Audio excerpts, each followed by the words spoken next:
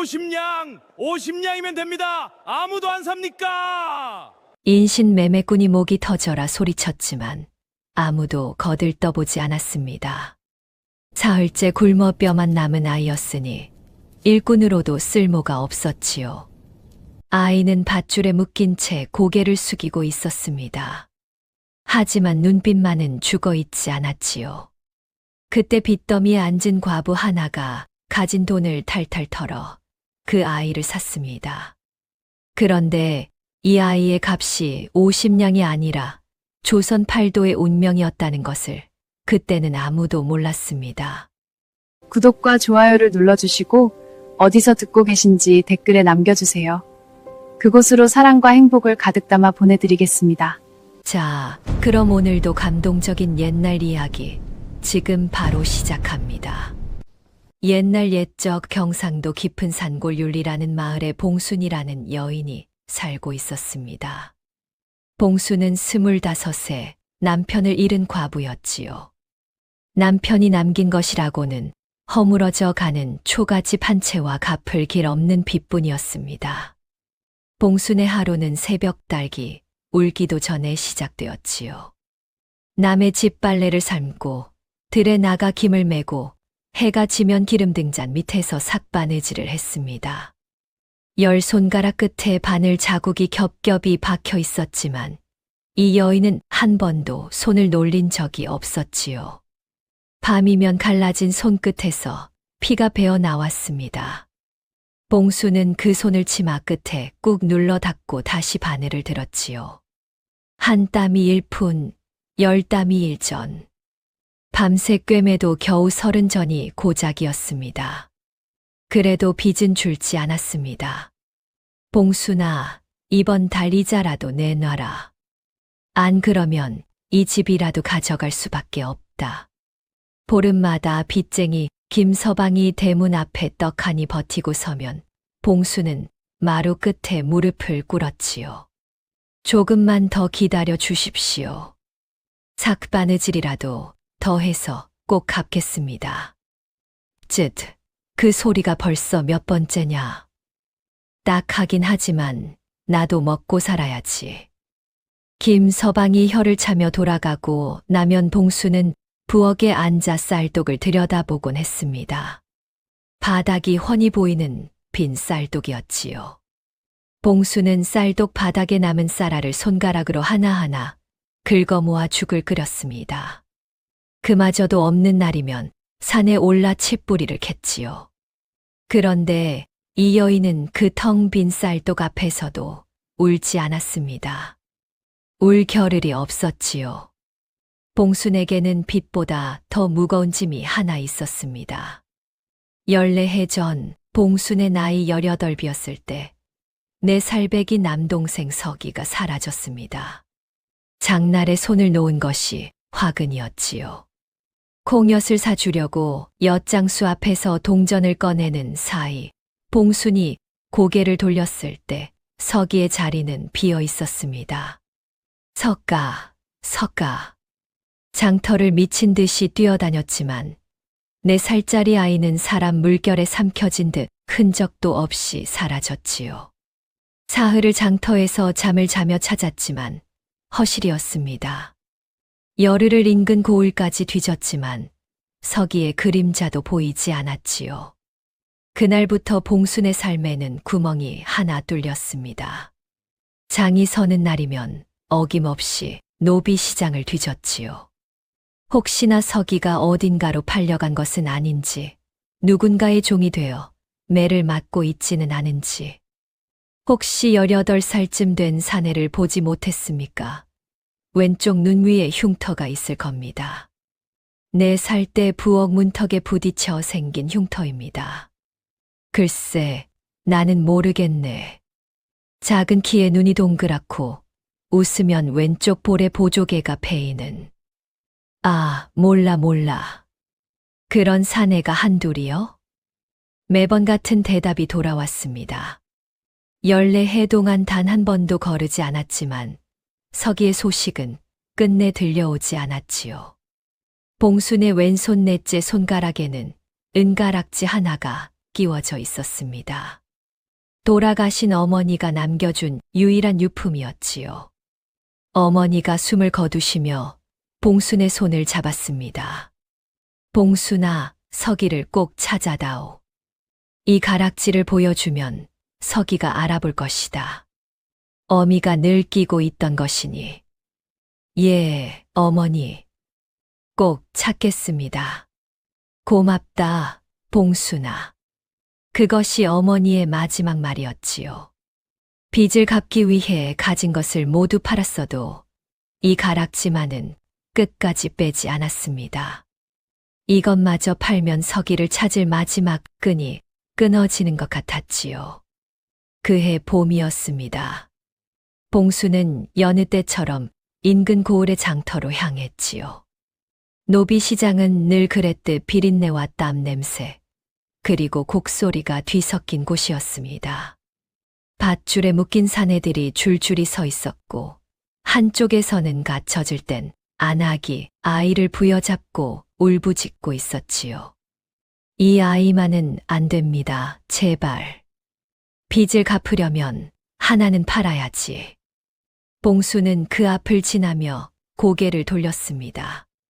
차마 볼 수 없었지요. 봉수는 사람들 사이를 비집으며 묶여있는 이들의 얼굴을 하나하나 살폈습니다. 왼쪽 눈 위에 흉터가 있는 사내는 없었지요. 서기는 오늘도 없었습니다. 발을 돌리려는데 시장 구석에서 고함이 들려왔지요. 30냥, 아니 20냥, 20냥이면 됩니다. 20냥. 인신매매꾼이 값을 내리고 또 내리고 있었습니다. 봉순이 고개를 돌리니 밧줄에 묶인 채 흘바닥에 쓰러져 있는 아이가 보였지요. 8살쯤 되었을까, 사흘은 굶었을 몸의 갈비뼈가 고스란히 드러나 있었습니다. 맨발에는 피가 말라붙어 검게 굳어 있었고, 팔이 두어 마리가 아이의 뺨 위를 기어다니고 있었지요. 봉순의 발이 멈추었습니다. 저 애는 내일이면 죽소. 사봤자 밥값만 버리는 것이니 돈 아끼시오. 옆에 서 있던 사내가 봉순에게 말했습니다. 봉순은 대답하지 않았지요. 아이의 얼굴을 가만히 들여다보았습니다. 감긴 눈 위로 파리가 앉았다 날아갔고 아이의 갈라진 입술이 미세하게 떨리고 있었지요. 살아 있었습니다. 이 아이는 서기가 아니었습니다. 봉순이 찾으러 온 동생도 아니었고 데려가야 할 이유도 없었지요.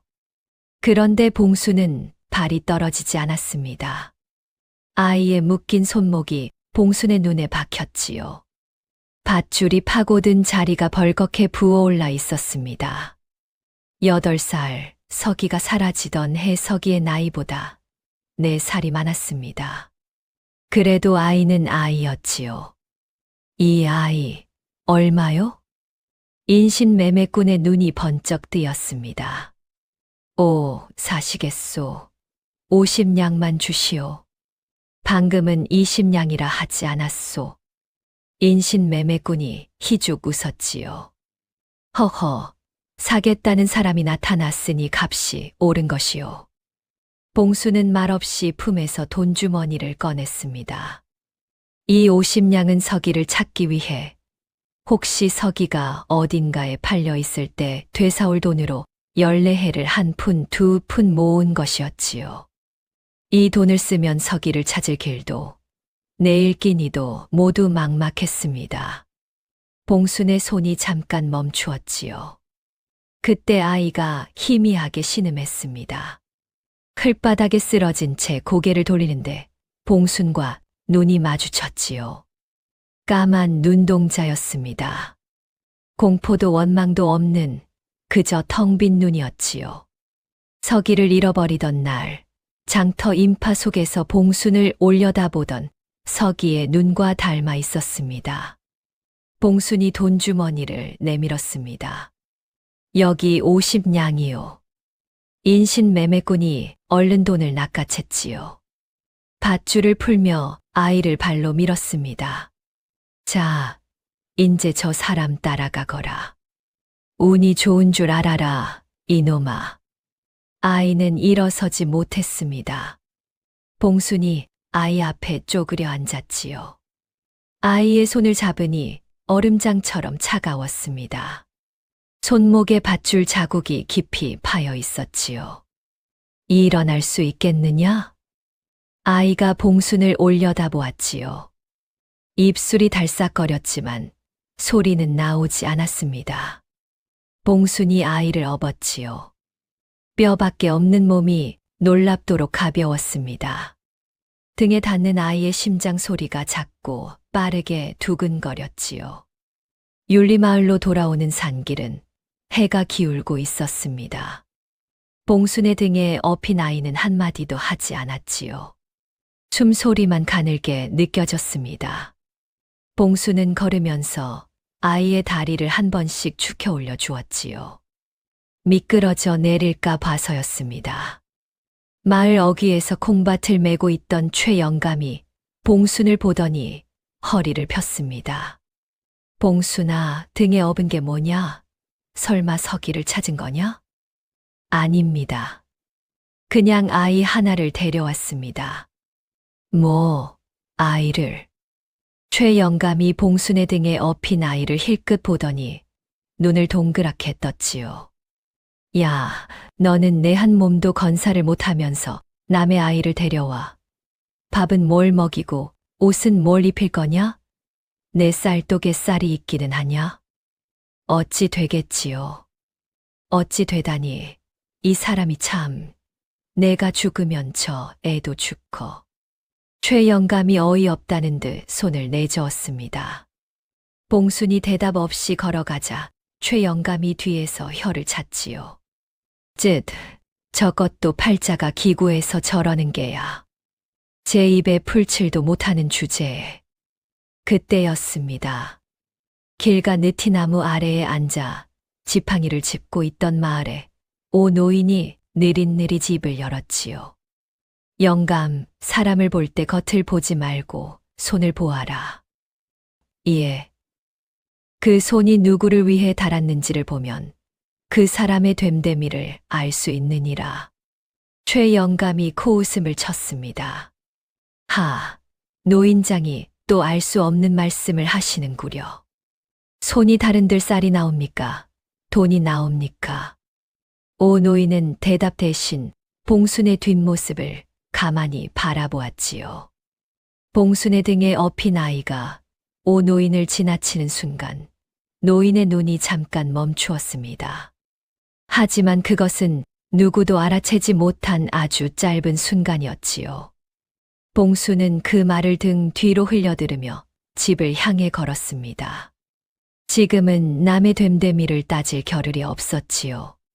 초가집 대문을 열고 들어서니 부엌에서 찬바람이 새어 나왔습니다. 아궁이에 불을 떼지 못한 지 이틀째였지요. 봉순은 아이를 방에 눕히고 부엌으로 갔습니다. 쌀독을 열었지요.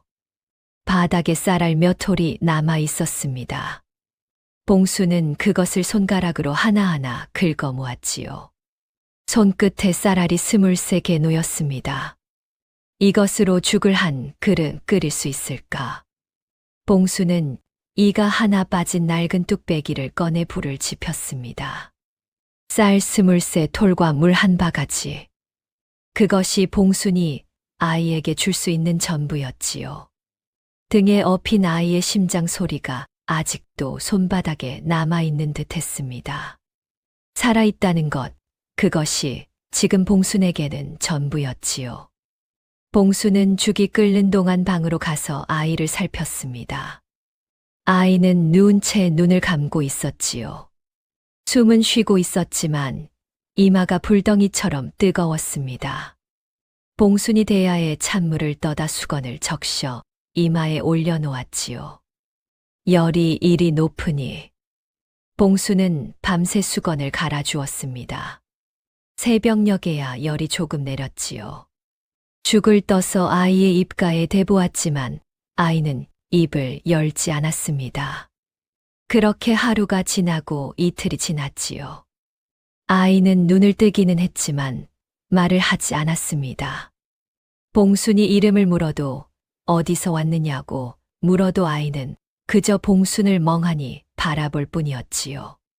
봉순은 아이가 벙어리인 줄 알았습니다. 말을 못하는 아이구나. 그래도 봉순은 아이에게 말을 걸었지요. 배가 고프면 이거라도 먹어라. 대단한 것은 못 해주지만 죽이라도 끓여 놓았다. 아이는 고개를 저었습니다. 봉순이 숟가락을 내려놓고 아이를 가만히 바라보았지요. 먹기 싫으면 안 먹어도 된다. 먹고 싶을 때 먹어라. 봉순은 죽을 방 한쪽에 놓아두고 나왔습니다. 아이가 봉순의 등을 바라보았지요. 한참 뒤 봉순이 부엌에서 설거지를 하고 있는데 방에서 숟가락이 사금파리에 부딪히는 소리가 들렸습니다. 봉순은 모른 척 설거지를 계속했지요. 사흘째 되는 날이었습니다. 봉순은 아이에게 때를 벗겨주었지요. 아궁이에 물을 데워 대야에 담고 아이의 얼굴과 손발을 닦아 주었습니다. 때가 벗겨지자 뜻밖의 하얀 살결이 드러났지요. 세상에, 봉순이 나직이 중얼거렸습니다. 노비 시장에서 볼 때는 온몸이 흙투성이라 몰랐지만 이 아이의 피부가 보통 아이의 것이 아니었지요. 손을 들여다보니 못이 박히거나 거칠어진 데가 없었습니다. 일을 해본 적이 없는 손이었지요. 봉수는 고개를 갸웃거렸지만 더 물어보지는 않았습니다. 아이가 말을 하지 않으니 물어봤자 소용이 없었지요. 봉수는 남편이 남기고 간 헌적삼을 잘라 아이에게 옷을 지어 입혔습니다. 씻기고 옷을 입히니 아이의 눈이 또렷하게 드러났지요. 가을 하늘처럼 맑은 눈동자였습니다. 이름이 뭐냐? 이름은 말해줄 수 있겠느냐? 아이가 입술을 달싹거렸지요. 한참을 망설이더니 작은 목소리가 새어 나왔습니다. 이한. 봉순이 깜짝 놀랐지요. 사흘간 한마디도 하지 않던 아이가 처음으로 입을 연 것이었습니다. 이한이라. 이한아, 그래 좋은 이름이구나. 아이는 다시 입을 다물었습니다. 하지만 봉수는 웃었지요. 벙어리가 아니었습니다. 그런데 문제는 따로 있었습니다. 아이는 봉순이 주는 것을 다 먹지 않았지요.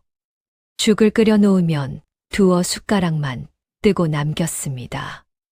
봉순이 왜 남기느냐고 물으면 아이는 고개를 숙이고 대답하지 않았지요. 봉순은 곧 그 이유를 알았습니다. 넷째 날 아침 봉순이 아이 모르게 죽을 한 그릇 끓여 방에 놓아두고 나갔지요.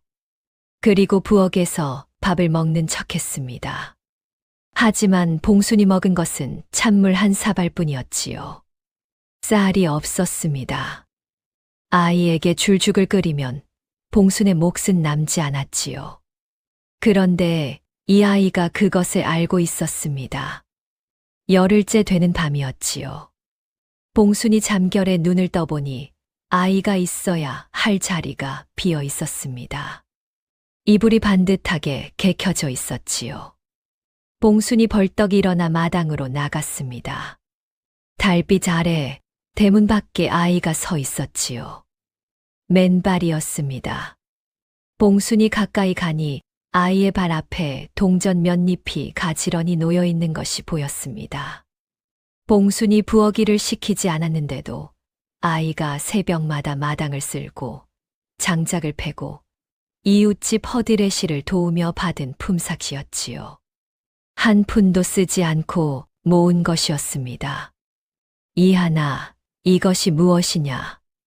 아이가 봉순을 바라보았지요. 달빛 아래 아이의 얼굴이 하얗게 떠올라 있었습니다. 아이가 입을 열었지요. 사흘째 진지를 안 드시는 것을 알고 있습니다.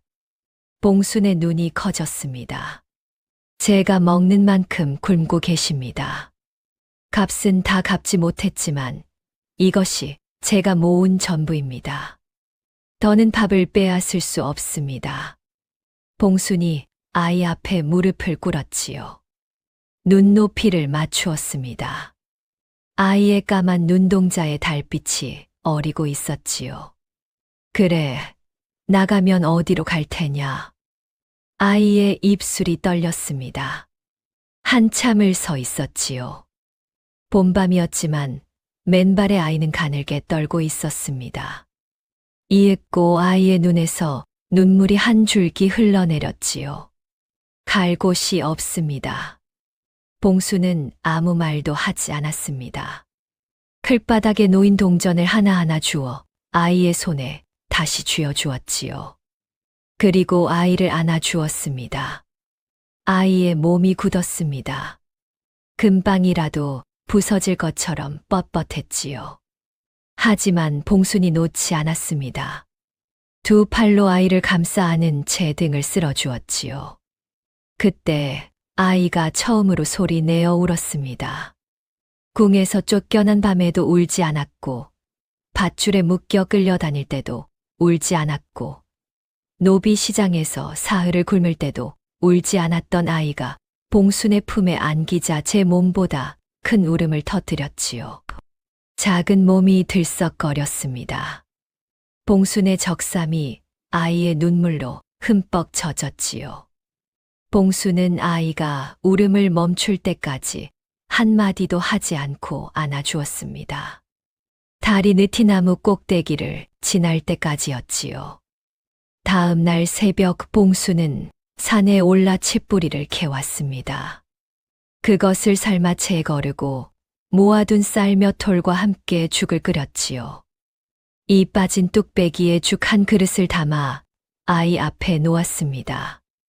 아이가 숟가락을 들었지요. 허겁지겁 죽을 입에 넣었습니다. 봉순이 말했지요. 천천히 먹거라. 아무도 안 뺏어 간다. 아이의 숟가락이 멈추었습니다. 고개를 숙인 채 움직이지 않았지요. 뚝배기 안죽 위로 눈물이 뚝 떨어졌습니다. 동그란 파문이 일었지요. 또 한 방울, 또 한 방울. 아이는 소리 없이 울면서 죽을 먹었습니다. 봉수는 맞은편에 앉아 아이가 다 먹을 때까지 지켜보았지요. 자기 앞에는 아무것도 놓여 있지 않았습니다. 하지만 봉수는 배가 부른 것처럼 웃고 있었지요. 그날부터 아이는 달라졌습니다. 말수가 늘지는 않았지만 봉순의 뒤를 졸졸 따라다녔지요. 봉순이 빨래를 하면 옆에서 빨래를 널었고, 봉순이 부엌에서 불을 떼면 장작을 가져다 놓았습니다. 시키지 않아도 마당을 쓸고 아궁이 재를 퍼냈지요. 이하나, 넌 아직 어리니 그런 건 내가 할 테니 놀 거라. 아닙니다. 할 수 있습니다. 이 아이의 말투가 묘했습니다. 8살짜리가 쓰기에는 지나치게 공손했지요. 봉순이 밥을 차려주면 반드시 두 손을 모으고 고개를 숙인 뒤 먹기 시작했습니다. 숟가락을 쥐는 자세도 어딘지 반듯했지요. 이 아이 어디서 이런 예절을 배웠을꼬. 봉순이 혼잣말을 중얼거렸지만 깊이 따지지는 않았습니다. 출신이 어디든 지금은 봉순의 아이였지요. 그런데 이상한 일이 있었습니다. 아이가 온 지 열흘쯤 되었을 때였지요. 봉순이 한밤중에 눈을 떴습니다. 옆에서 아이가 잠꼬대를 하고 있었지요. 소신을 용서하소서, 전하. 봉순이 귀를 의심했습니다. 전하라니. 8살 먹은 아이의 입에서 나올 말이 아니었지요. 전하. 소신이 잘못하였습니다. 아이의 이마에 식은땀이 송글송글 맺혀 있었습니다. 무서운 꿈을 꾸고 있는 듯 몸을 떨었지요. 봉순이 아이의 이마를 닦아주며 이불을 여며 주었습니다. 무서운 꿈을 꾸는구나. 아이의 떨림이 조금씩 잔잔해졌지요. 봉수는 그 잠꼬대를 곰곰이 생각했습니다. 전하, 임금님을 부르는 호칭이었지요. 이 아이가 대체 어디서 온 아이일까? 하지만 봉수는 글을 읽을 줄 몰랐고 양반 세계의 일에 대해 아는 것이 없었습니다. 그저 아이가 무서운 일을 겪었구나 하고 생각했을 뿐이지요. 봉수는 아이의 손을 잡아 주었습니다. 아이의 떨림이 멈추었지요. 잠결에 아이의 작은 손이 봉순의 손을 꽉 쥐었습니다. 그렇게 봄이 지나고 여름이 왔습니다. 아이는 조금씩 살이 붙기 시작했지요. 뼈만 앙상하던 몸에 볼살이 오르고 키가 한 뼘이나 컸습니다. 봉수는 남편의 헌 옷을 뜯어 아이의 옷을 지었지요. 솜씨가 좋지는 않았지만 바느질 땀만은 촘촘했습니다. 이한이라는 아이는 참으로 이상한 아이였습니다. 시키지 않아도 할 일을 찾아 했고 밥상 앞에서 어른이 먼저 수저를 들기 전에는 절대 먹지 않았지요. 심지어 대문 밖을 나서는 법이 없었습니다. 마치 바깥이 무서운 것처럼 늘 봉순의 곁에만 있었지요. 이하나, 바깥에 나가서 놀아도 된다.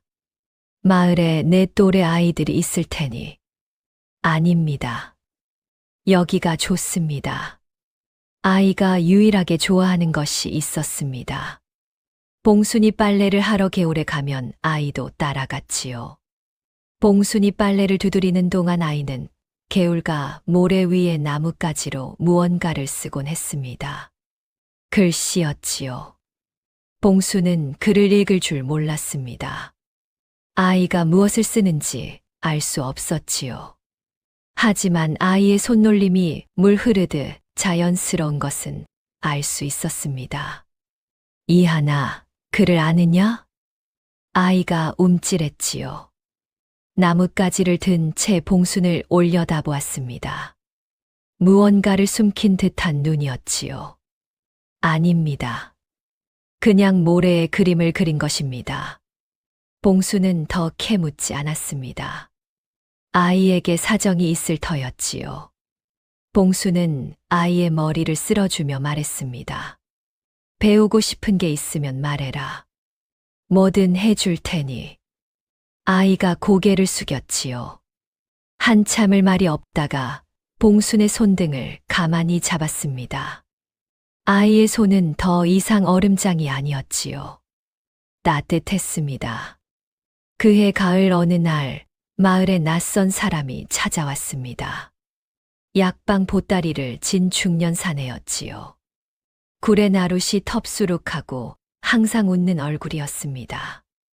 이 마을에 약방이 하나도 없다 하여 제가 자리를 잡으려 합니다. 사내의 이름은 덕삼이었지요.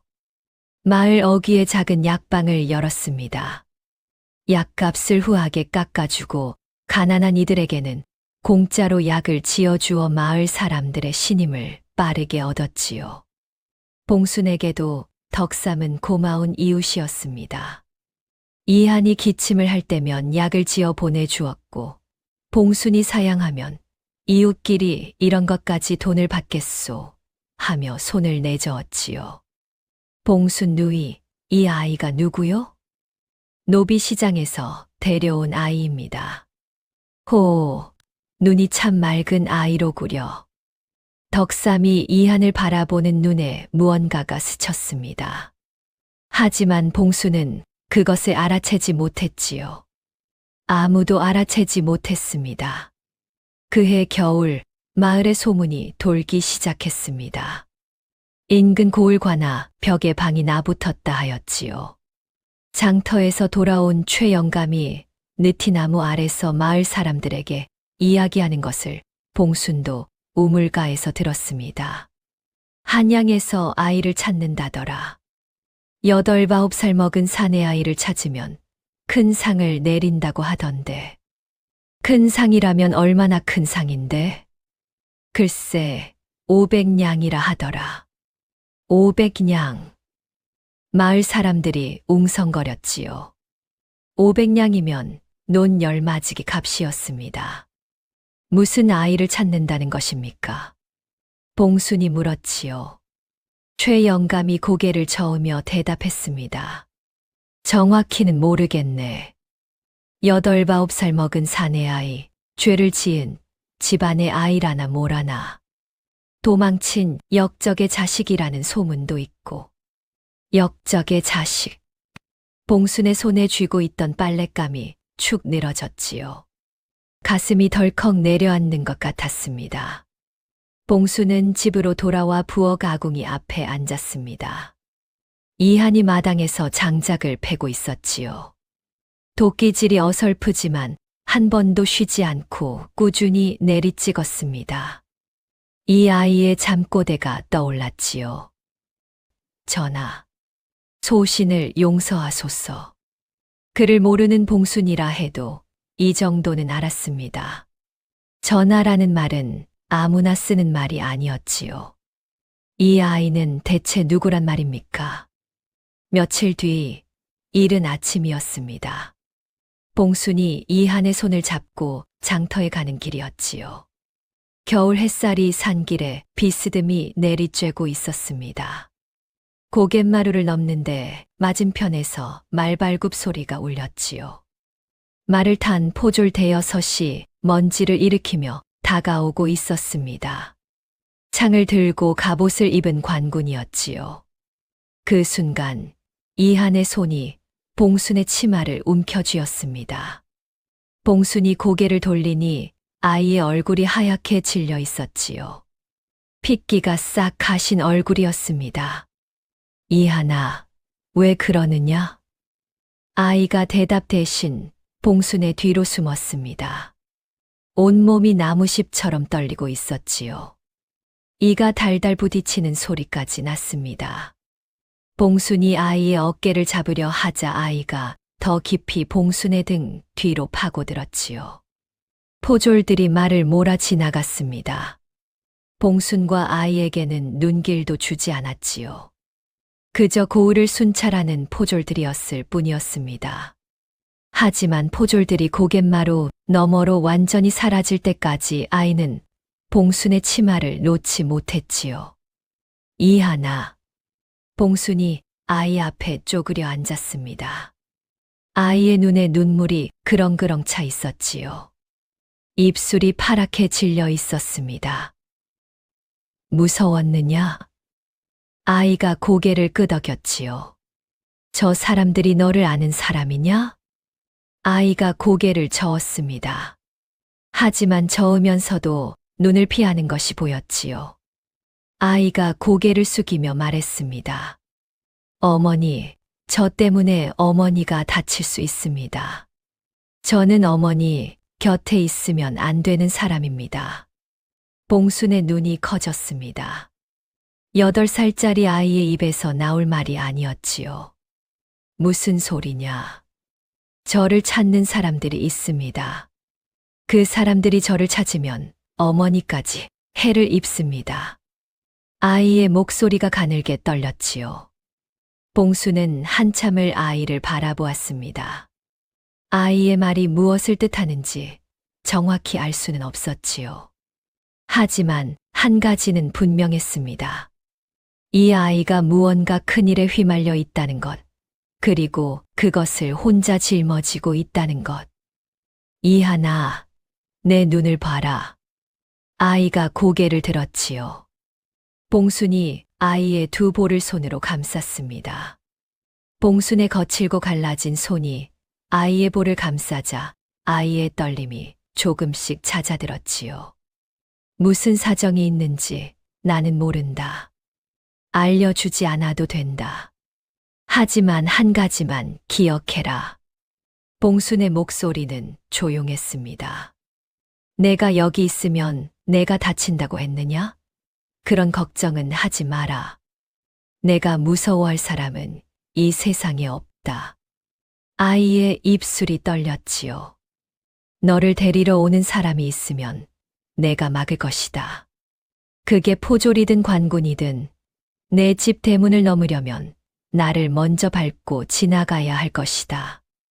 아이는 아무 말도 하지 못했습니다.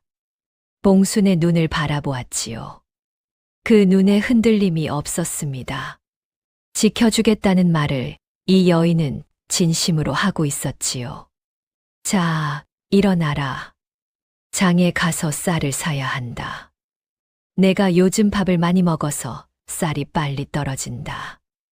봉순이 웃으며 일어서서 손을 내밀었지요. 아이가 그 손을 잡았습니다. 이번에는 치마자락이 아니라 손을 잡았지요. 봉순의 거친 손을 아이의 작은 손이 꽉 쥐었습니다. 그날 밤이었습니다. 봉순이 등잔 밑에서 바느질을 하고 있는데 이한이 봉순의 곁으로 와 앉았지요. 한참을 말없이 앉아 있다가 이한이 입을 열었습니다. 어머니, 왜? 아까 정말로 무섭지 않으셨습니까? 봉순이 바느질을 멈추지 않고 대답했지요. 무섭긴 뭐가 무서우냐? 포졸이 무서우면 이 세상에서 어떻게 살겠니? 정말요? 정말이다. 사실 봉순도 무서웠습니다. 아이가 떠는 것을 보는 순간 등줄기가 서늘했지요. 하지만 아이 앞에서는 그런 내색을 할 수 없었습니다. 이한이 봉순의 무릎에 고개를 기대었지요. 봉순은 바느질하는 손을 멈추지 않은 채 다른 손으로 아이의 머리를 쓸어 주었습니다. 등잔불이 흔들리며 두 사람의 그림자가 벽 위에서 하나로 겹쳤지요. 이 아이를 지키겠다고 봉순은 마음먹었습니다. 아이가 누구든 무엇을 숨기고 있든 상관없었지요. 50냥을 주고 산 아이가 아니라 봉순이 선택한 아이였습니다. 이듬해 봄이었습니다. 봉순은 이한의 옷을 지으려고 광에서 1000조각을 찾다가 이한이 처음 왔을 때 입고 있던 누더기를 발견했지요. 노비시장에서 업고 온 그 옷이었습니다. 그때는 버리려다 혹시 몰라 광구석에 쑤셔 넣었던 것이지요. 봉순은 1000조각으로 쓸 수 있는 부분이 있나 하여 누더기를 펼쳐보았습니다. 겉은 찢어지고 더럽혀져 있었지만 안감을 뒤집자 봉순의 손이 멈추었지요. 비단이었습니다. 그것도 보통 비단이 아니었지요. 오색 실로 수놓은 커다란 새 한 마리가 안감 전체에 날개를 펼치고 있었습니다. 봉순은 이것이 봉황인지 알 수 없었지만 살아있는 듯 정교한 수에 숨이 막혔지요. 일반 바느질꾼이 놓을 수 있는 솜씨가 아니라는 것은 삭바느질로 먹고 사는 봉순이 누구보다 잘 알았습니다. 깃 안쪽에는 금실로 수놓은 두 글자가 있었지요. 봉순은 그 글자를 한참 들여다보았습니다. 하지만 읽을 수가 없었지요. 봉순은 글을 몰랐습니다. 이게 뭔지 모르겠구나. 이름일까? 아이의 이름일까? 봉순은 글자의 생김새를 손끝으로 더듬어 보았지만 알 수 없었지요. 비단 안감의 금실수. 이 옷의 주인이 보통 집안이 아니었다는 것만은 확실했습니다. 이 아이를 찾는 사람이 있다면 그 사람들이 보통 사람이 아닐 수도 있었지요. 봉순은 누더기를 다시 접어 광 가장 깊은 곳, 독 뒤에 감추어 두었습니다. 그리고 이한에게 물어보지 않았지요. 아이가 말하고 싶을 때 말할 것이라 믿었습니다. 아니, 사실은 묻는 것이 두려웠는지도 모릅니다. 답을 들으면 지금 이 평온한 날들이 깨질 것만 같았지요. 하지만 이 옷의 존재를 봉순만 알게 된 것은 아니었습니다. 며칠 뒤 덕삼이 봉순의 집을 찾아왔지요. 이한이 환절기에 기침을 한다는 소식을 듣고 약을 가져온 것이었습니다. 봉순 누이, 이 약을 달여서 하루 3번 먹이시오. 사흘이면 기침이 멎을 것이오. 고맙습니다, 덕삼 어른. 약값은?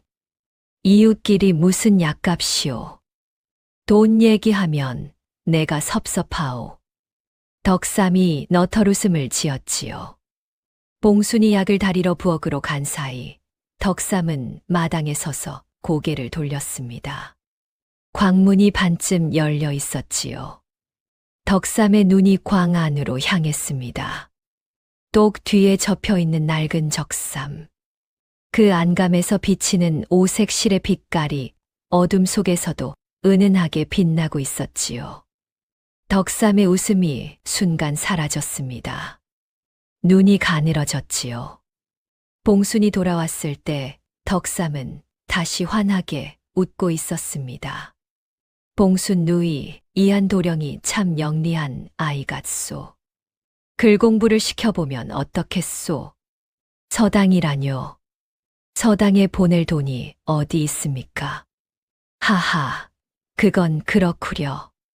하지만 저 아이의 눈을 보면 범상치 않은 아이요. 덕삼이 웃으며 돌아갔지요. 그 발걸음이 평소보다 조금 빨랐습니다. 하지만 봉수는 약 다리는데 정신이 팔려 그것을 눈치채지 못했지요. 그날 밤, 덕삼은 약방 뒷방의 문을 걸어 잠그고 붓을 들었습니다. 좁은 방 안에 촛불 하나만 켜져 있었지요. 덕삼이 얇은 종이 위에 빠른 붓놀림으로 글씨를 써 내려갔습니다. 종이를 접어 밀봉한 뒤 호주머니에 깊이 넣었지요. 덕삼의 얼굴에 촛불 그림자가 일렁였습니다. 웃는 얼굴 뒤에 감춰진 또 다른 얼굴이었지요. 봉수는 까맣게 모르고 있었습니다.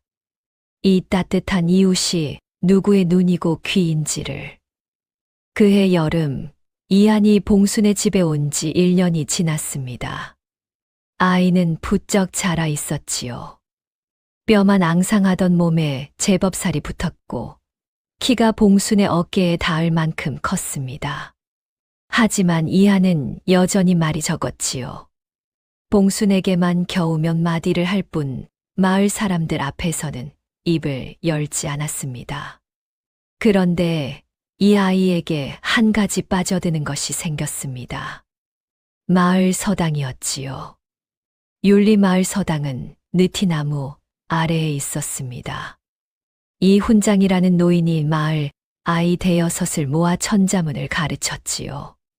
봉순이 빨래를 하러 개울에 갈 때면 서당 앞을 지나게 되었는데 이하는 개울까지 따라가지 않고 서당 담장 밖에 쪼그려 앉아 있곤 했습니다. 이하나, 개울에 안 가느냐? 아닙니다. 여기서 기다리겠습니다. 봉수는 그런가 보다 하고 개울에 갔지요. 그런데 하루는 빨래를 마치고 돌아오는데 이한이 서당 담장에 귀를 바짝 대고 앉아 있었습니다. 안에서 아이들이 소리 맞추어 천자문을 읽는 소리가 들려오고 있었지요. 하늘천, 따지, 가물현, 누를황. 이한의 입술이 소리 없이 따라 움직이고 있었습니다. 봉수는 그 모습을 보고 발을 멈추었지요. 이하나, 아이가 깜짝 놀라 일어섰습니다. 들킨 듯한 얼굴이었지요.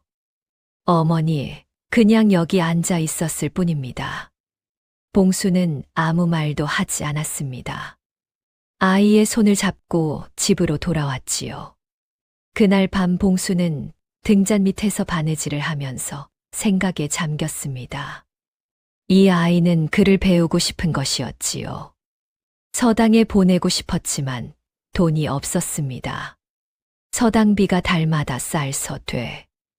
봉순이 삭바느질을 한 달을 해도 겨우 쌀 2되를 벌었지요.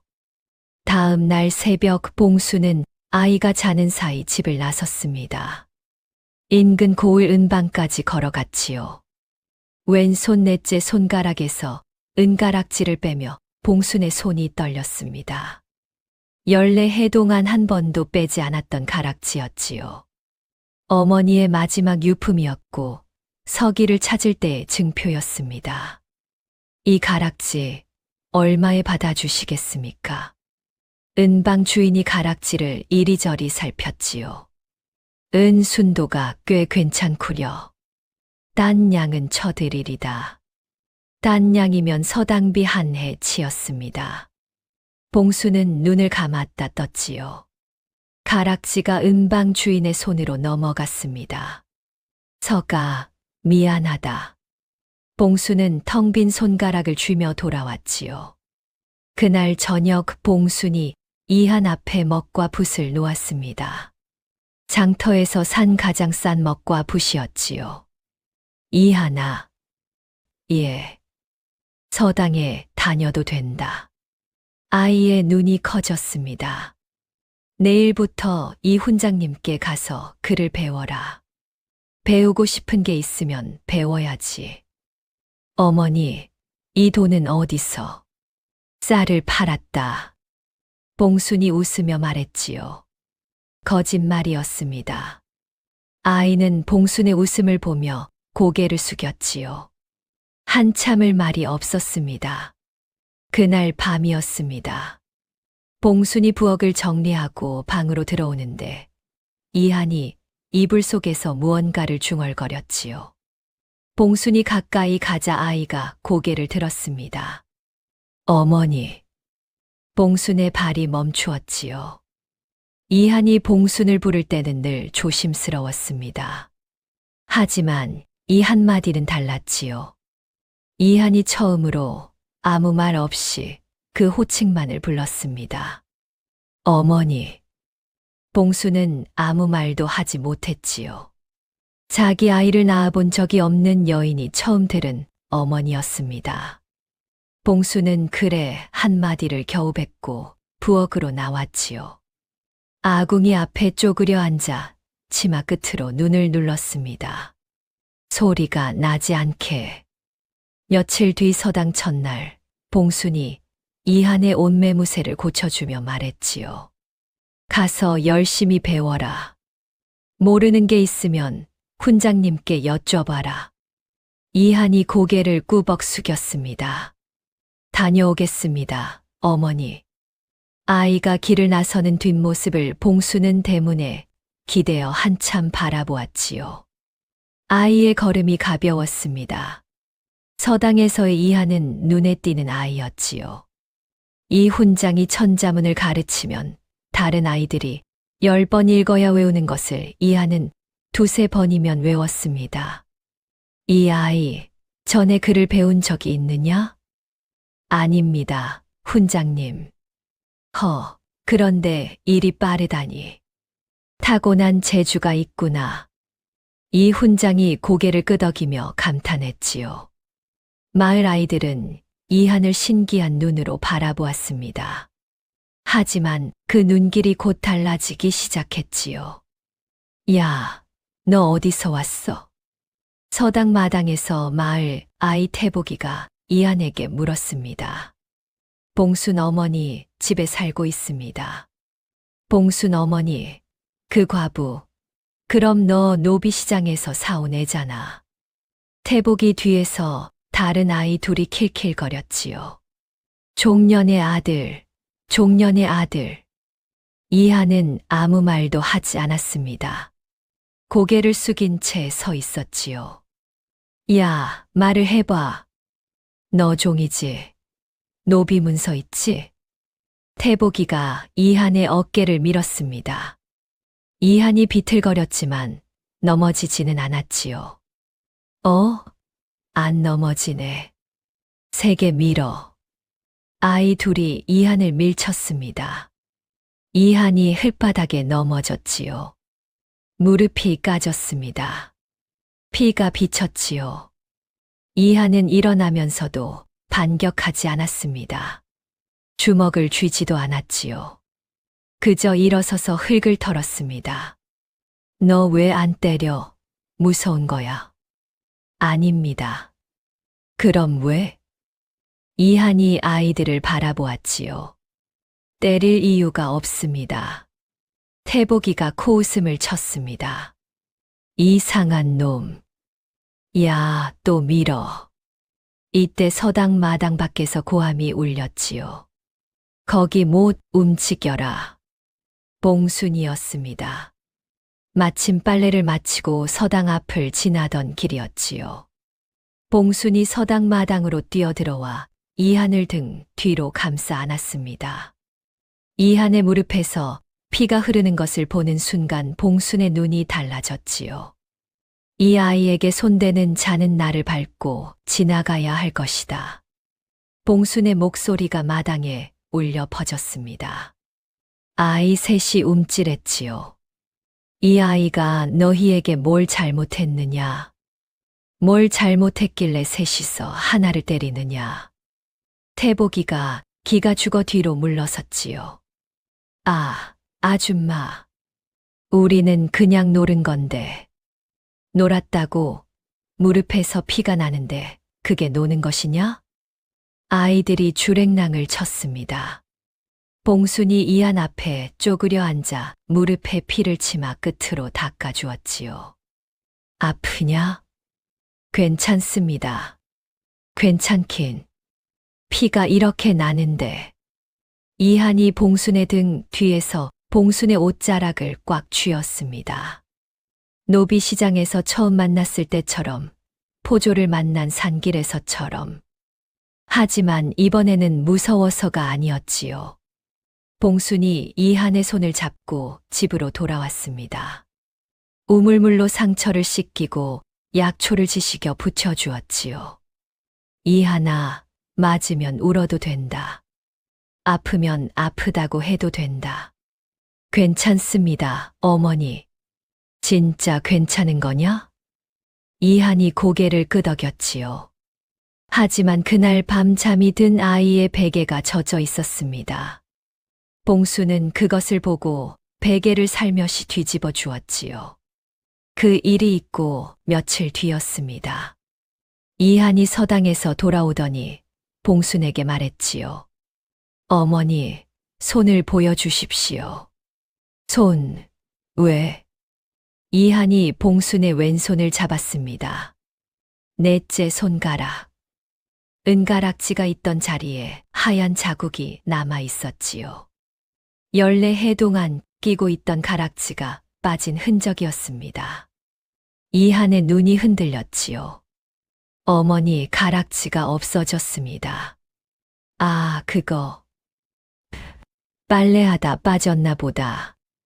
거짓말이십니다. 봉순이 멈칫했지요.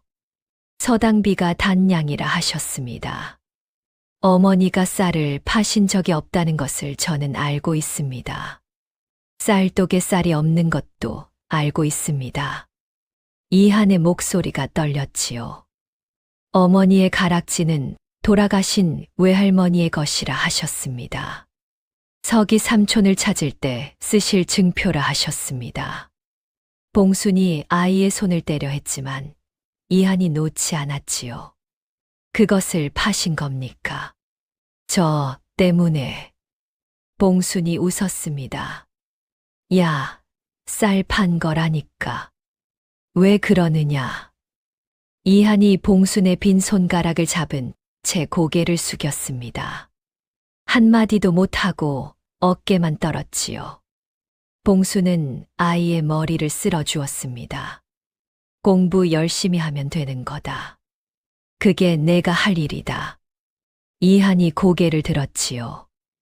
눈이 붉었습니다. 어머니, 제가 크면 꼭 돌려드리겠습니다. 가락지보다 더 좋은 것을 꼭. 그래, 그래. 봉수는 웃으며 대답했지만 속으로는 서기에게 미안했습니다. 서기를 찾을 마지막 끈을 끊었으니까요. 하지만 눈앞에 이 아이가 그를 배우고 싶어 담장 밖에서 귀를 대고 앉아 있던 모습이 떠올랐지요. 후회는 없었습니다. 그렇게 세월이 흘렀습니다. 이한이 봉순의 집에 온 지 3년이 지났지요. 11살이 된 이한은 서당에서 이미 천자문을 떼고 소학까지 나가고 있었습니다. 이 훈장이 혀를 내두를 정도였지요. 이 아이는 내가 30년 가르치면서 처음 보는 재주요. 과거를 보면 급제할 아이요. 과거라뇨. 우리 같은 집안에서 과거는 꿈도 못 꿉니다. 봉순이 손을 내저었지만 속으로는 뿌듯했지요. 마을 사람들의 시선도 달라지기 시작했습니다. 태복이네 아버지가 이웃 마을과 땅 경계 때문에 송사에 휘말렸을 때 이한이 소장을 써주었지요. 11살짜리가 쓴 소장을 관아에 냈더니 현감이 감탄하며 받아들였습니다. 이 소장을 누가 쓴 것이냐? 그리 수려하고 논리가 빈틈이 없구나. 율리마을에 어린 서생이 써준 것이라 합니다. 소식이 마을에 퍼지자 태복이 아버지가 봉순을 찾아왔지요. 봉순이 내 아이가 예전에 이한에게 못되게 군 것 미안하게 됐소. 이한 도령덕의 땅을 지켰으니 이 쌀이라도 받아주시오. 쌀 한 가마니를 지고 왔지요. 봉순은 사양했지만 태복이 아버지가 막무가내였습니다. 예전에는 종년의 아들이라 불리던 아이가 이제는 봉순네 이한 도령이 되었지요.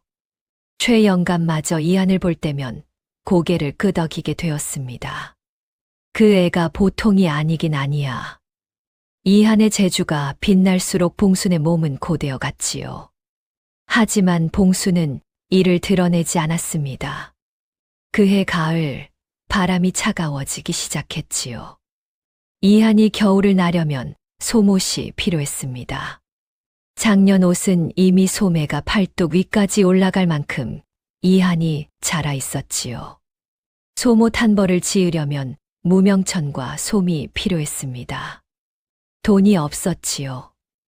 봉수는 낮에 들이를 하고 밤이면 마을 부잣집의 삭바느질을 시작했습니다. 산 너머 구시대, 고갯마루 저편 한 시대, 개울 건너 이 시대까지 세 집의 바느질을 받았지요. 해가 지면 이한을 재우고 기름 등잔 밑에서 바느질을 시작했습니다. 밤새 바늘을 놀려도 새벽녘에 겨우 한 뼘 길이를 꿰맬 수 있었지요. 가을밤 공기가 차가워 손끝이 얼었지만 이불을 아이에게 덮어주고 봉수는 등잔불 하나로 버텼습니다. 열흘이 지나자 봉순의 손끝이 갈라지기 시작했지요.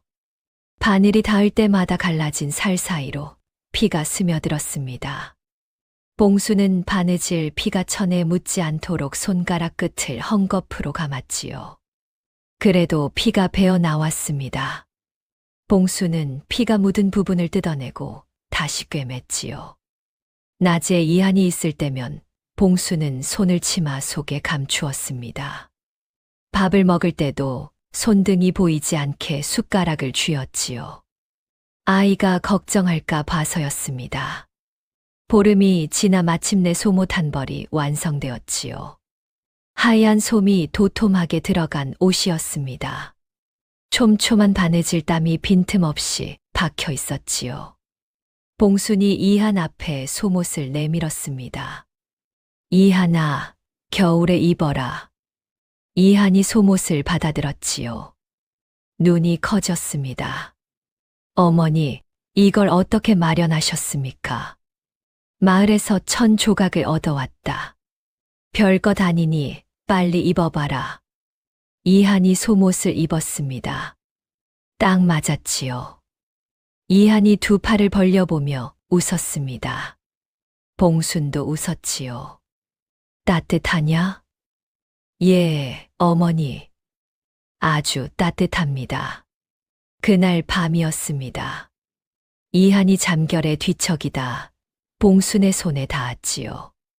봉순이 자는 사이 감추어 두었던 손이 이불 위로 나와 있었습니다. 이한이 눈을 떠 봉순의 손을 보았지요. 10손가락 끝이 전부 갈라져 있었습니다. 헝겊으로 감싼 자리에 핏자국이 얼룩져 있었지요. 손등에는 바늘에 찔린 자국이 빽빽했습니다. 이한은 움직이지 못했습니다. 기름 등잔이 꺼진 어둠 속에서 봉순의 손만 바라보았지요. 1000조각을 얻어온 것이 아니었습니다. 이 소못은 어머니의 피로 지은 것이었지요. 아이의 눈에서 소리 없이 눈물이 흘렀습니다. 다음 날 아침 이한이 봉순에게 소못을 내밀었지요. 어머니, 저는 안 춥습니다. 이거 안 입어도 됩니다. 봉순이 고개를 갸웃했습니다. 추운데 왜 안 춥다고 거짓말이냐.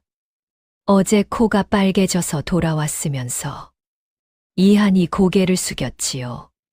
한참을 말이 없었습니다. 그리고 이한이 봉순의 손을 잡았지요.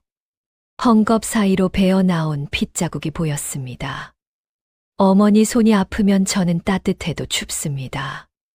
봉순의 눈이 뜨거워졌지요. 갈라진 손에서 피가 배어 나오고 있었지만 봉순은 그 손으로 아이의 머리를 쓸어 주었습니다. 야, 이 녀석아. 어른 손 걱정은 내가 할 게 아니다. 하지만 어머니. 됐다. 옷 입어라. 안 입으면 혼낸다.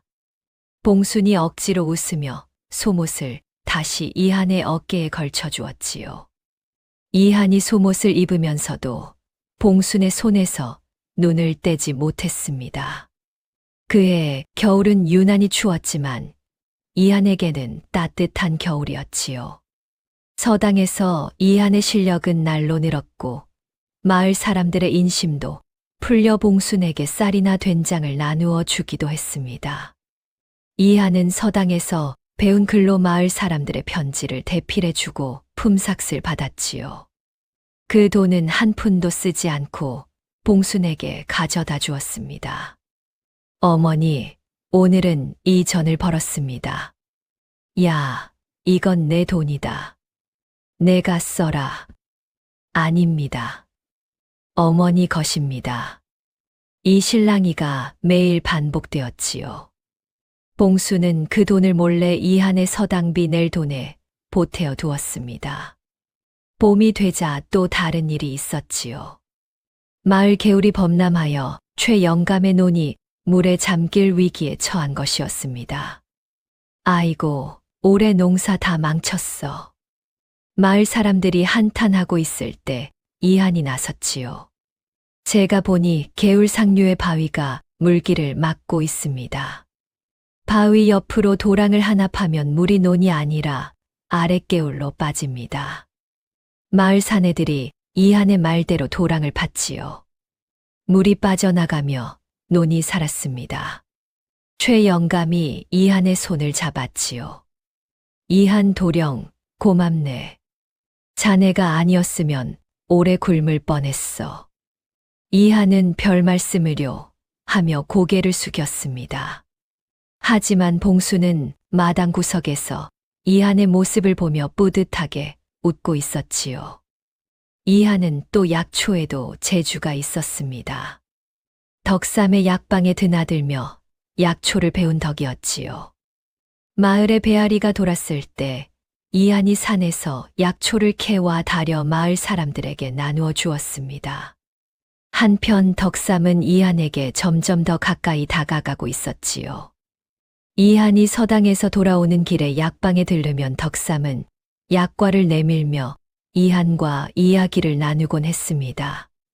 이한아, 오늘은 무엇을 배웠느냐? 대학을 읽었습니다. 호, 대학이라. 이 나이에 대학을 읽다니 대단하구나. 혹시 사서삼경도 읽어보았느냐? 이한이 고개를 끄덕였지요. 덕삼의 눈이 반짝였습니다. 이한아, 한 가지 물어보마. 논어에서 가장 좋아하는 구절이 무엇이냐? 위정편이옵니다. 50살의 하늘의 뜻을 안다는 구절이옵니다. 50살의 하늘의 뜻을 안다.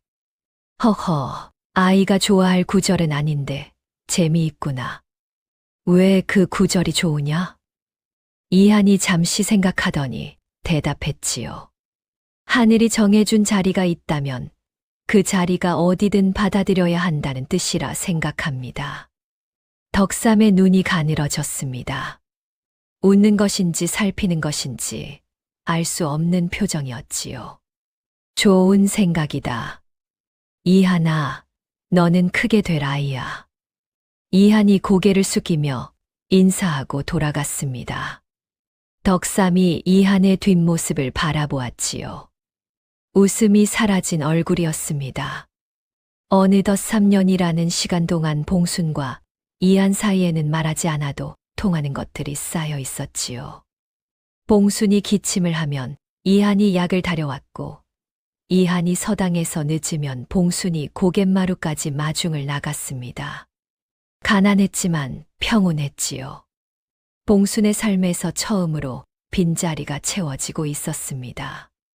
서기를 잃고 뚫려 있던 구멍이 이한으로 인해 조금씩 메워지는 것 같았지요. 이대로만 가면 좋겠다고 봉순은 생각했습니다.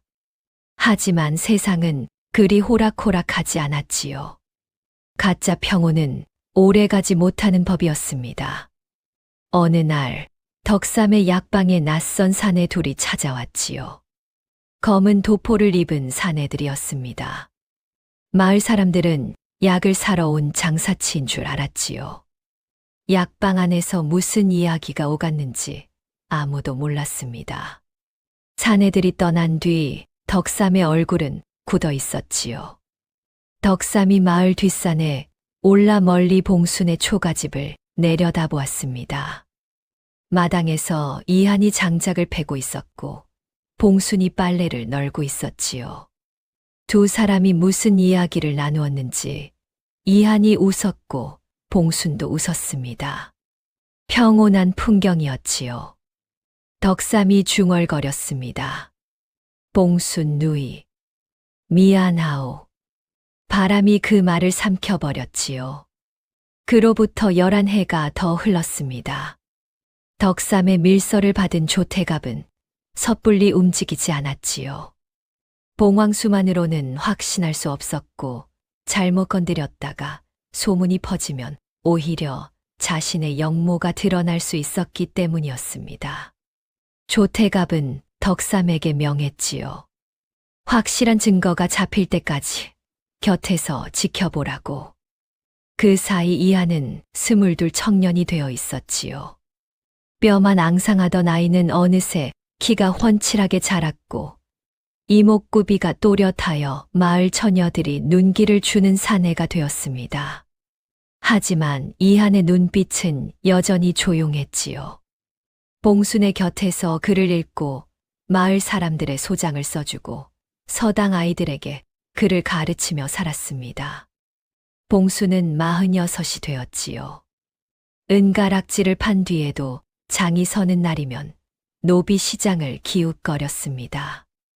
돈은 없었지만 눈은 있었지요. 서기의 흉터를 가진 사내를 찾는 것만은 포기하지 않았습니다.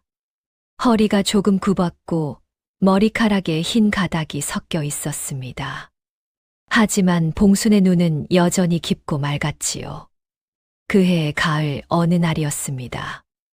봉순이 장터에서 돌아오는 길에 마을 어귀에서 발걸음을 멈추었지요. 봉순의 초가집 앞에 말 서너 필이 서 있었습니다. 검은 도포를 입은 사내들이 대문 앞을 지키고 있었지요. 봉순의 심장이 내려앉았습니다. 대문을 열고 들어서니 마당 한가운데 사내 하나가 서 있었지요. 다부진 체격의 왼쪽 눈 위로 칼자국 흉터가 길게 나 있었습니다. 봉순의 발이 땅에 붙은 듯 멈추었지요. 왼쪽 눈 위의 흉터. 4살 때 부엌 문턱에 부딪혀 생긴 흉터. 봉순이 28배 동안 노비 시장을 뒤지며 찾아 헤매던 그 흉터였습니다. 봉순의 목소리가 떨렸지요. 사내가 고개를 돌렸습니다. 봉순과 눈이 닮은 눈이었지요. 누이. 봉순의 무릎에서 힘이 빠졌습니다. 세상에 서기가 살아 있었지요. 28배를 찾아 헤매고 은가락지까지 팔면서 포기하지 않았던 그 동생이 지금 봉순의 마당에 서 있었습니다. 서가. 봉순이 달려가 서기를 끌어안았지요. 서기의 몸이 뻣뻣하게 굳었습니다. 봉순은 그것을 알아채지 못한 채 동생을 안고 울었지요. 이 녀석아, 살아 있었구나. 어디서 뭘 하고 있었느냐? 내가 얼마나 찾았는지 아느냐? 서기가 봉순의 어깨를 잡고 천천히 떼어냈습니다. 서기의 얼굴에는 반가움도 있었지만 그보다 더 깊은 무언가가 서려 있었지요. 누이, 할 말이 있소.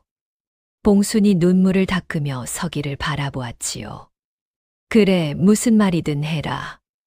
어디서 살았느냐, 무슨 일을 하고 있느냐.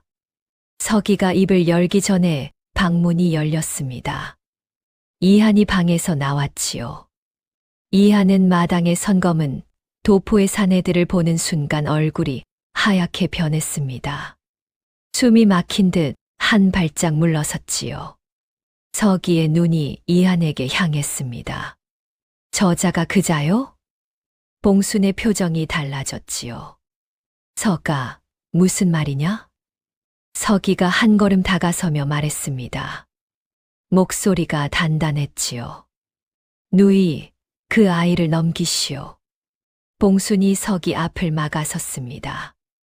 넘기다니, 이게 무슨 소리냐?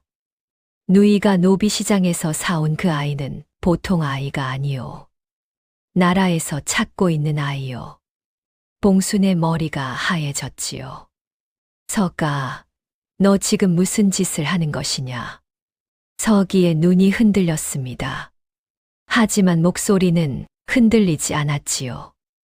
누이, 나를 거두어 키워주신 분이 있소. 그분의 명을 받고 왔소. 그 아이를 넘기시오. 넘기지 않으면 누이도 역적이 되는 것이오. 봉순이 이한 앞으로 걸어가 등 뒤로 감싸 안았습니다. 역적이면 어떻고 뭐가 어떠냐. 이 아이는 내 아이다. 누이, 28배를 너를 찾아 헤맸다. 은가락지도 팔고 서기 너를 찾으려고 모은 돈도 다 쓰고. 그런데 28배 만에 돌아온 내가 하는 첫마디가 내 아이를 넘기라는 것이냐? 봉순의 눈에서 눈물이 흘렀지만 목소리는 칼날처럼 단단했지요. 서기가 이를 악물었습니다. 주먹을 쥐었다 폈다 하고 있었지요. 누이, 사정이 있소. 이 아이를 넘기지 않으면 누이도 이 마을도 무사하지 못하오. 사정, 내 사정이 뭔데? 28배 동안 한 번도 누이를 찾지 않은 내 사정이 뭔데? 서기가 고개를 돌렸습니다. 봉순의 눈을 마주하지 못했지요. 나는 죽은 줄 알았소, 누이를. 거짓말 마라. 살아있는지 죽었는지 찾아보지도 않았으면서. 침묵이 마당에 내려앉았습니다. 서기의 부하들이 불안하게 서로를 쳐다보았지요. 서기가 목소리를 낮추었습니다. 누이, 마지막으로 한 번만 더 부탁하겠소. 그 아이를 넘기시오. 그러면 누이는 무사할 수 있소. 안 된다. 봉순의 대답은 한마디였지요. 서기가 눈을 감았습니다. 그리고 부하들에게 고개를 끄덕였지요. 데려가라. 부하 셋이 앞으로 나섰습니다. 봉순이 양팔을 벌려 이한을 막아섰지요. 이 아이에게 손대는 자는 나를 밟고 지나가야 할 것이다. 부하 하나가 봉순의 팔을 잡았지요. 봉순이 뿌리쳤습니다. 다른 부하가 봉순의 어깨를 밀었지요. 봉순이 비틀거리면서도 이한 앞을 막아섰습니다. 비키시오. 안 비킨다. 부하 하나가 이한의 뒤로 돌아가 두 팔을 포승줄로 묶었지요. 이한은 저항하지 않았습니다. 봉순이 다칠까 봐서였지요. 그런데 다른 부하가 봉순을 거칠게 밀쳤습니다. 봉순이 마당 바닥에 넘어졌지요. 등이 먼저 닿았고 봉순의 입에서 신음이 새어 나왔습니다. 그 순간이었지요. 이한이 포박된 채로 봉순을 밀친 부하에게 머리를 들이받았습니다. 태어나서 한 번도 주먹 한 번 휘두르지 않던 아이였지요. 서당에서 맞으면서도 반격하지 않던 아이였습니다. 그 아이가 두 손이 묶인 채로 봉순을 넘어뜨린 사내에게 정수리를 박아 넣었지요. 사내가 코피를 쏟으며 물러섰습니다. 다른 부하 둘이 이한을 짓눌렀지요. 이한이 바닥에 눌리면서도 소리쳤습니다. 어머니한테 손대지 마시오. 봉순이 일어나려 했습니다. 하지만 부하가 봉순의 어깨를 누르고 있었지요. 이한아, 어머니한테 손대지 마시오. 이한의 목소리가 마당에 울려 퍼졌습니다. 서기의 얼굴이 일그러졌지요. 부하 셋이 이한을 끌어 일으켰습니다. 포승줄이 이한의 몸을 감았지요. 이한이 끌려 나가면서 고개를 돌렸습니다. 봉순을 바라보았지요. 아이의 눈에 눈물이 차 있었지만 흘러내리지는 않았습니다. 이한이 봉순에게 고개를 숙였지요. 아무 말도 하지 않았습니다. 대문이 닫혔습니다. 말발굽 소리가 멀어져 갔지요. 봉순은 넘어진 자리에서 일어나 대문으로 달려갔습니다. 대문을 열었지요. 먼지만 날리고 있었습니다. 이한의 모습은 보이지 않았지요. 봉순이 맨발로 길 위에 섰습니다. 이한의 이름을 불렀지요. 이한아. 대답이 없었습니다. 이한아. 메아리만 산에 부딪혀 돌아왔지요. 봉순이 고개를 돌리는데 대문 앞 클바닥에 무언가가 놓여 있었습니다. 집신 한 짝이었지요. 이한이 끌려가면서 벗겨진 집신이었습니다. 봉순이 그 집신을 집어들었지요. 이한의 발 크기에 맞게 봉순이 직접 삼아준 집신이었습니다. 봉순의 손이 집신을 쥔 채 떨리기 시작했지요. 봉순은 그 집신을 가슴에 끌어안고 대문 앞에 주저앉았습니다. 소리가 나지 않았지요. 울음소리가 나오지 않았습니다. 입을 벌렸지만 숨만 끊어질 듯 새어 나왔지요. 봉순의 온몸이 떨렸습니다. 해가 지고 있었습니다. 마당에 아무도 없었지요. 부엌에서 그날 아침 이한이 놓아둔 이 빠진 뚝배기가 선반 위에 올려져 있었습니다. 이한이 요즘 연습 삼아 봉순 몰래 죽을 끓여보곤 했던 그 뚝배기였지요. 뚝배기 안은 비어 있었습니다. 봉순의 집은 다시 아이가 오기 전에 집으로 돌아갔지요. 텅 빈 쌀독 꺼진 아궁이, 그리고 아무도 없는 방. 하지만 방 한쪽에는 이한이 읽다 펴놓은 책이 그대로 있었고, 마당 한 구석에는 이한이 패담한 장작이 쌓여 있었습니다. 아이가 있었다는 흔적이 집 곳곳에 남아 있었지요. 흔적만 있고 아이는 없었습니다. 봉순은 집신을 가슴에 안은 채 밤새 대문 앞에 앉아 있었지요. 아이가 돌아올 것 같아서였습니다. 오지 않을 것을 알면서도 봉순은 자리를 뜰 수 없었지요. 새벽이 되어서야 봉순은 일어섰습니다. 다리에 힘이 없어 비틀거렸지요. 하지만 봉순의 눈은 젖어 있으면서도 죽어 있지 않았습니다. 이 아이를 찾아야 한다. 어디에 있든 찾아내야 한다. 봉순은 집신을 품에 안고 집 안으로 들어갔지요. 광 깊숙이 숨겨두었던 이한의 누더기 적삼을 꺼냈습니다. 그리고 노비시장에서 받았던 노비 문서를 꺼냈지요. 연례 해동한 상자 속에 넣어두었던 종이었습니다. 봉순은 그 문서를 펼쳐보았지만 글을 읽을 수 없었지요. 이 종이가 무슨 도움이 될지 알 수 없었지만 이한과 관련된 것은 무엇이든 가져가야 했습니다. 봉순은 보따리를 쌌지요. 갈 곳은 정해지지 않았지만 가만히 앉아 있을 수는 없었습니다. 그때 대문 밖에서 인기척이 났지요. 봉순이 대문을 여니 포졸 넷이 서 있었습니다. 봉순이라는 여인이 맞소. 그렇습니다. 역적을 숨긴 죄로 관아에 압송하겠소. 함께 가시오. 봉순의 두 손에 포승줄이 감겼지요. 14해 전 노비시장에서 이한의 손목에 감겨있던 밧줄과 같은 것이었습니다. 봉순은 끌려가면서 뒤를 돌아보았지요.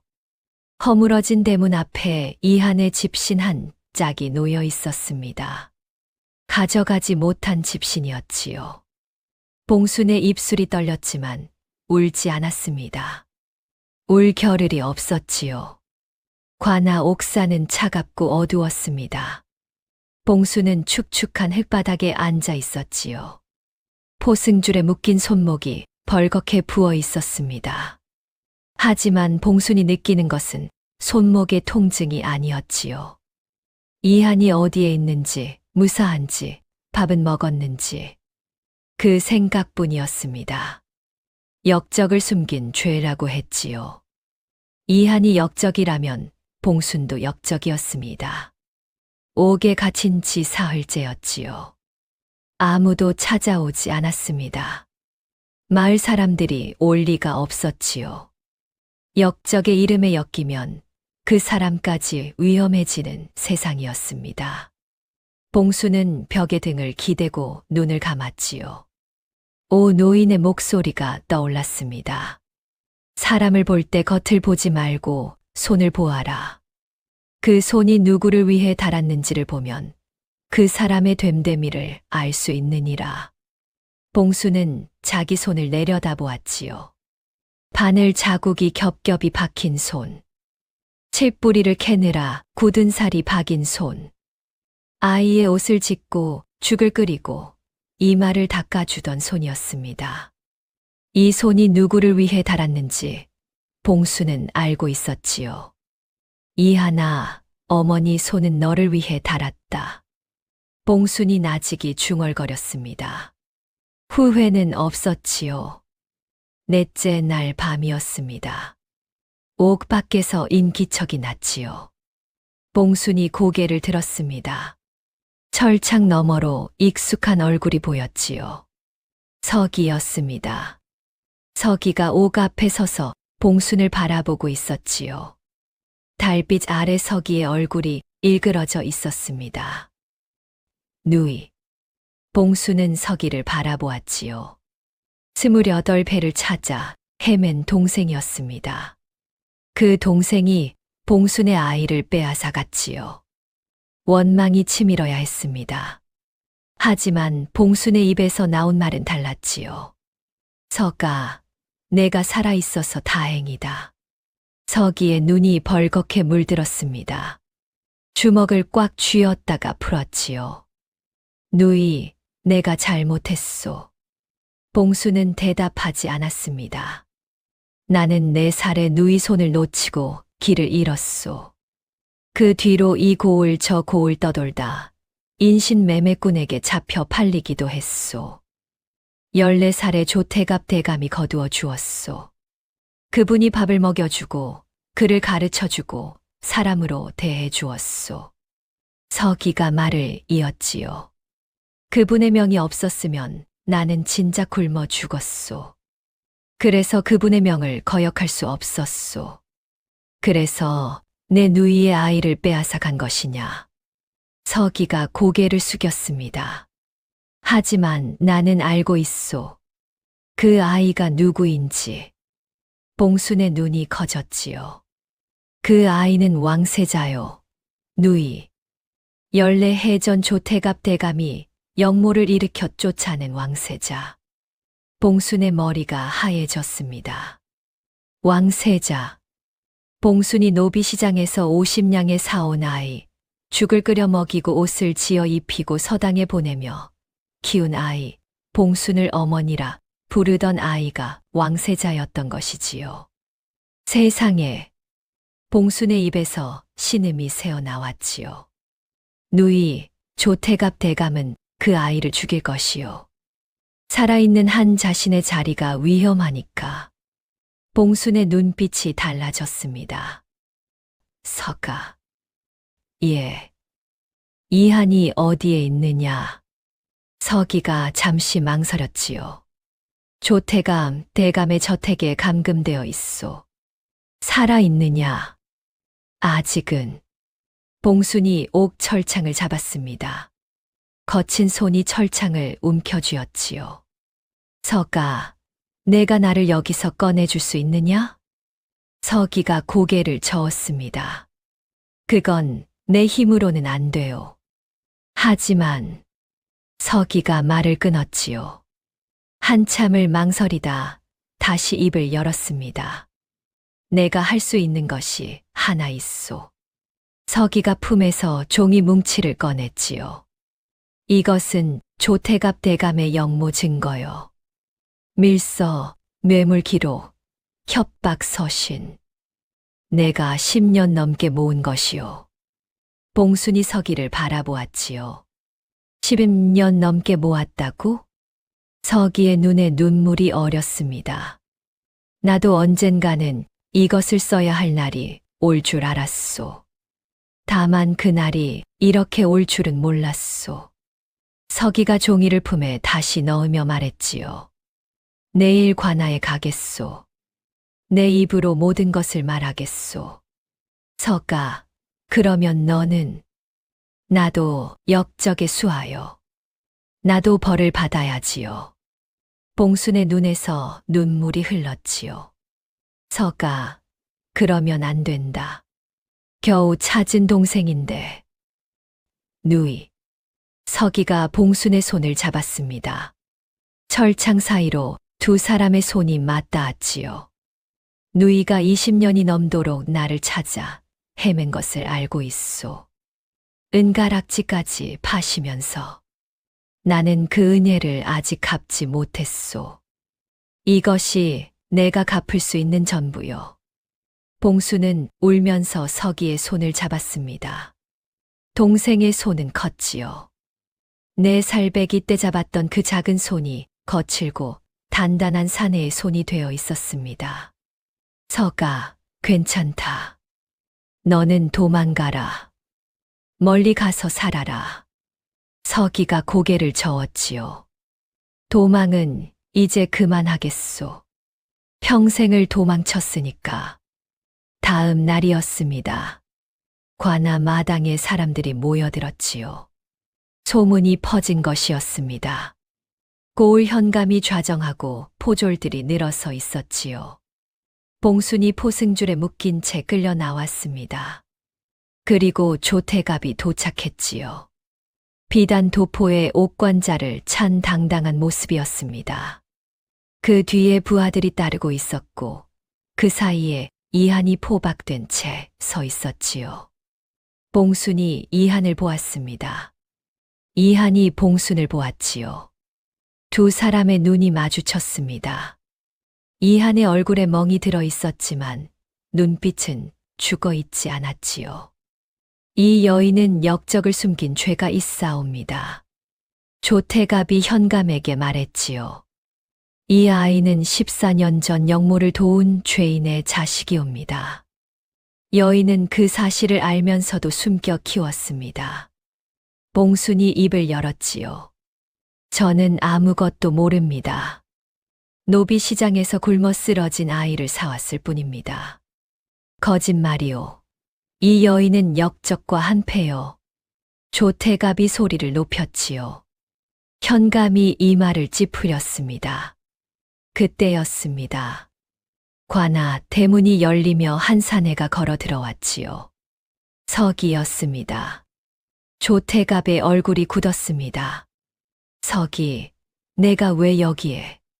서기가 관아 마당 한가운데 서더니 무릎을 꿇었지요. 그리고 품에서 종이 뭉치를 꺼내 현감 앞에 놓았습니다. 소인은 조태갑의 수하석이라 하옵니다.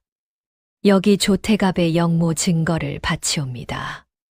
관아 마당이 술렁였지요. 이놈이 감히. 조태갑이 벌떡 일어섰습니다. 하지만 서기는 고개를 들어 조태갑을 똑바로 바라보았지요. 대감 소인이 14년 전 대감의 명으로 무슨 일을 했는지 소인의 입으로 직접 말하겠습니다. 서기가 모든 것을 말하기 시작했지요. 14년 전 영모의 밤, 조태갑이 궁에서 왕세자를 축출한 일. 유모가 왕세자를 안고 도주하자 추격대를 보낸 일. 유모가 죽고 왕세자가 노비꾼에게 넘겨진 일. 전국에 밀정을 심어 왕세자를 찾은 일. 덕삼이 그 밀정 중 하나였던 일. 하나하나 밝혀질 때마다 조태갑의 얼굴이 하얗게 질려갔지요. 이놈이 미쳤구나. 헛소리를 하고 있다. 헛소리가 아닌 증거가 여기 있습니다. 서기가 밀서와 뇌물 기록을 하나하나 펼쳐놓았지요. 조태갑의 직인이 찍힌 문서들이었습니다. 현감이 문서를 살폈지요. 얼굴이 점점 굳어졌습니다. 그리고 이 아이가 왕세자라는 증거도 있습니다. 서기가 봉순에게 가져오라 한 적삼을 꺼냈지요. 관아, 포졸이 봉순의 집에서 가져온 것이었습니다. 적삼을 뒤집자 비단 안감에 오색 봉황수가 드러났습니다. 깃 안쪽에 금실 2글자. 저하. 현감이 읽었지요. 마당이 조용해졌습니다. 그리고 하나 더 있사옵니다. 서기가 노비 문서를 꺼내 뒤집었지요. 문서 뒷면에 희미하지만 분명한 글씨가 있었습니다. 피로 쓴 글씨였지요. 현감이 그 글씨를 소리 내어 읽었습니다. 이 아이는 세자 저하이옵니다. 부디 살려주소서. 관아 마당에 탄성이 터졌지요. 봉수는 그 글씨를 바라보았습니다. 14년 동안 자기 손에 있었던 문서였지요. 글을 읽을 줄 몰라 한 번도 그 뜻을 알지 못했던 문서. 유모가 죽어가면서 피로 남긴 마지막 간청이 14년 만에 세상에 드러난 것이었습니다. 봉순의 눈에서 눈물이 흘렀지요. 봉순은 왕세자인 줄 몰랐기에 사랑한 것이었습니다. 그래서 그 사랑이 진짜였지요. 조태갑이 발악했습니다. 위조다. 모두 위조된 것이다. 하지만 증거가 너무 많았지요. 밀서의 필적이 조태갑의 것이었고 직인이 찍혀 있었으며 서기의 증언과 날짜가 하나하나 맞아떨어졌습니다. 현감이 선고했지요. 조태갑을 영모죄로 체포하여 한양으로 압송하라. 포졸들이 조태갑에게 포승주를 감았습니다. 조태갑이 발버둥 쳤지만 소용없었지요. 이럴 수 없다. 내가 누군지 아느냐? 아무도 대답하지 않았습니다. 이한의 포승줄이 풀렸지요. 봉순의 포승줄도 풀렸습니다. 봉순이 이한에게 달려갔지요. 이한이 봉순을 안았습니다. 봉순의 작은 몸이 이한의 품에 안겼지요. 관아 마당에서 모든 것이 밝혀진 뒤 관리가 봉순에게 다가와 말했습니다. 이 아이는 세자 저아이시오. 이제 궁으로 돌아가셔야 하오. 봉순은 이한의 옷매무새를 고쳐주었지요. 구겨진 옷깃을 펴주고 먼지를 털어주었습니다. 떨리는 손으로 봉순이 미소를 지으며 말했지요. 그래, 이제 갈 곳이 생겼구나. 이한의 눈이 흔들렸습니다. 처음 만난 날 대문 밖에서 갈 곳이 없습니다. 하던 아이가 이제 돌아갈 곳이 생긴 것이지요. 봉순이 이한의 등을 밀어주었습니다. 어서 가거라. 이한이 한 걸음 나아갔지요. 그리고 멈추었습니다. 고개를 돌려 봉순을 보았지요. 봉순이 울지 않으려고 입술을 깨물고 있는 것이 보였습니다. 이한이 돌아왔지요. 봉순 앞에 서더니 두 팔로 봉순을 안았습니다. 어머니가 저의 갈 곳이었습니다. 봉순이 그제야 무너졌지요. 소리 내어 울었습니다. 14년 동안 울지 않았던 울음이 한꺼번에 쏟아졌지요. 서기는 한쪽에서 그 모습을 지켜보고 있었습니다. 포졸 옆에 포승줄이 묶인 채로 서기의 눈에서도 눈물이 흘렀지요. 한 달이 지났습니다. 세자의 보기가 이루어졌지요. 조태갑은 영모죄로 효수되었고 덕삼은 밀정죄로 유배를 갔습니다. 서기는 자수의 공을 참작받아 유배형에 그쳤지요. 그리고 어느 가을날이었습니다. 봉수는 율리마을 초가집 마당에서 빨래를 널고 있었지요. 여느 때와 다를 것 없는 오후였습니다. 그때 마을 어귀에서 웅성거리는 소리가 들려왔지요. 봉순이 고개를 들었습니다. 마을 길 위로 어가 행렬이 들어서고 있었지요. 말을 탄 호위 군관들이 앞뒤로 서고 가마 하나가 천천히 마을을 향해 오고 있었습니다. 마을 사람들이 엎드렸지요. 최 영감이, 태복이네 아버지가, 장터 떡장수가 모두 길 옆에 무릎을 꿇었습니다. 봉수는 무슨 일인지 모른 채 젖은 빨래를 손에 든 채 서 있었지요. 가마가 봉순의 대문 앞에 멈추었습니다. 문이 열리고 골룡포를 입은 사내가 내렸지요. 봉순의 허물어진 대문 앞에 선 그 사내는 이한이었습니다. 22의 이한이 봉순을 바라보았지요. 봉순이 빨래를 든 채 이한을 올려다보았습니다. 이한이 품에서 무언가를 꺼냈지요. 낡고 빛바랜 뚝배기였습니다. 이가 하나 빠진 14년 전 봉순이 처음 죽을 끓여준 바로 그 뚝배기. 이한이 끌려간 밤 품에 유일하게 숨겨 가져간 것이었지요. 뚝배기 안에는 죽이 담겨 있었습니다. 이한이 직접 그린 것이었지요. 이한이 뚝배기를 두 손으로 봉순에게 내밀었습니다. 그리고 골룡포 차림 그대로 봉순 앞에 무릎을 꿇었지요. 어머니, 천천히 잡수시옵소서. 봉순의 손에서 빨래가 떨어졌습니다. 떨리는 손으로 뚝배기를 받아들었지요. 이 빠진 자리가 손에 익었습니다. 14년 전 손때가 그대로 남아 있었지요. 봉순이 죽을 한술 떴습니다. 입에 넣었지요. 맛이 엉망이었습니다. 물을 너무 많이 넣어 죽이 아니라 미음에 가까웠지요. 소금도 빠져 있었고 쌀이 제대로 퍼지지도 않았습니다. 봉순이 울면서 웃었지요. 이 녀석아, 물을 이만큼 넣으면 어떡하니? 이한의 눈에서 눈물이 흘렀습니다. 골룡포 소매로 눈물을 닦지도 못한 채 무릎을 꿇고 있었지요. 죄송합니다, 어머니. 아직 잘 못 끓여서. 소금도 안 넣었구나. 예. 쌀도 덜 불렸고. 예. 봉순이 엉망인 죽을 한술 더 떴습니다. 그리고 웃으며 울며 말했지요. 그래도 맛있다. 무릎을 꿇은 이한이 봉순의 손을 잡았습니다. 14년 전 갈라지고 바늘 자국이 박혀 있던 그 손이었지요. 지금도 여전히 거칠었습니다. 그리고 이한이 품에서 작은 것을 하나 더 꺼냈지요. 은가락지였습니다. 봉순의 어머니가 남겨준 봉순이 서기를 찾으려 아끼다 서당비로 팔았던 바로 그 가락지. 이한이 전국의 은방을 뒤져 찾아낸 것이었지요.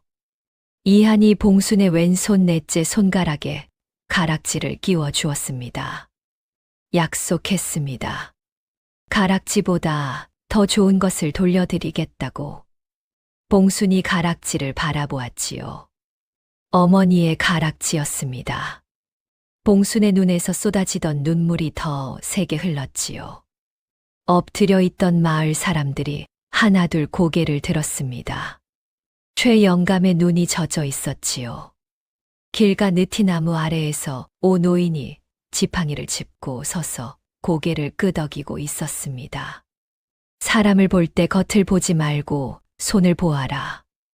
그 손이 누구를 위해 달았는지를 보면 그 사람의 됨됨이를 알 수 있느니라. 봉순의 손은 이한을 위해 닿았습니다. 그리고 이한은 그 손을 기억하고 있었지요.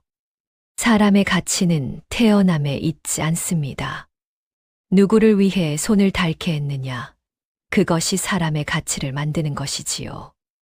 다음 영상을 빠르게 만나보시려면 좋아요와 구독을 눌러주세요.